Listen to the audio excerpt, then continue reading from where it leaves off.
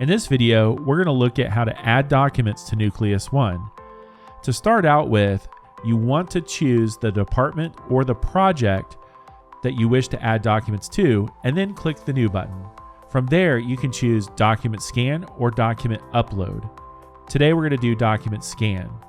In this area, you can choose to either browse to a folder that contains your files or a Twain driver for your favorite scanner.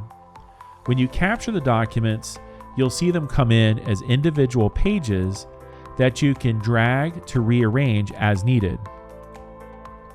You can also click the Document button to separate the pages into multiple documents, or click again to merge them back together. So this gives you the freedom to add or batch scan files as needed. When you're complete, just click the Submit button and then close on the Upload Complete. We're going to look at another great way to add documents to Nucleus One.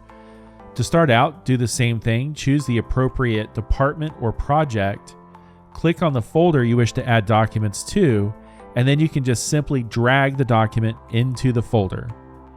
Then click Close once the upload is complete. Okay, now that we've captured some files, let's talk a little bit about indexing. Click your document, and once it's full screen, to the right, you should be able to see your index fields. Now you can choose your index fields from a drop-down or type in the values, and that's it. Just commit the document.